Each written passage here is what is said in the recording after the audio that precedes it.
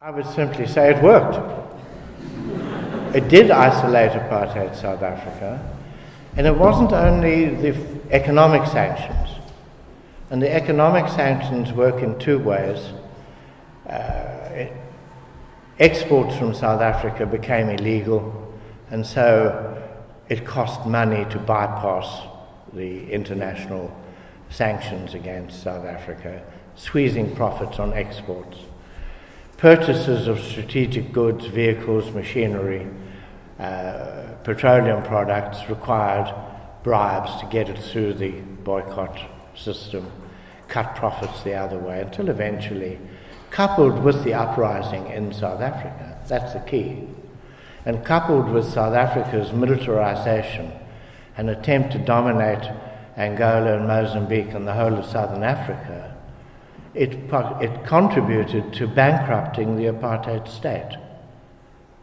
Now, it's going to be difficult to bankrupt the Israeli state because the Americans provide such huge subventions, both as an annual civilian thing and then massive military support as well.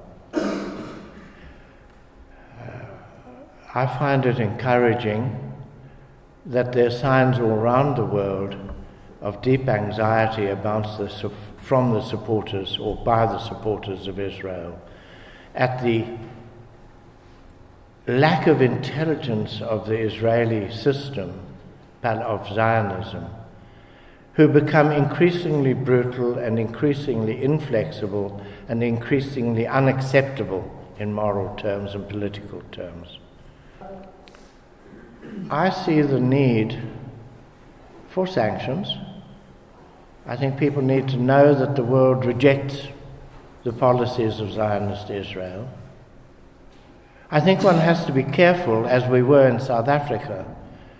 Our Freedom Charter said South Africa belongs to all who live in it, black and white together. And that Freedom Charter really came out of at least 10,000 meetings where the majority black, coloured and Indian population said, in effect, whites have a place in South Africa. We fight white supremacy, not whites. It's a very sophisticated policy. So how do you say to Jewish Israelis, and in Israel, if I say Jewish Israelis, they know I'm not a Zionist straight away, because I'm acknowledging non-Jewish Israelis, Palestinians and so on. How do you convince them that their future is secure? The right-wing governments of Israel play on the insecurity and fear of what will happen, just as apartheid South Africa played on the fear of whites that they would be massacred in their beds. It never happened. The people who died were black. We talk about our bloodless revolution in South Africa, meaning few whites died.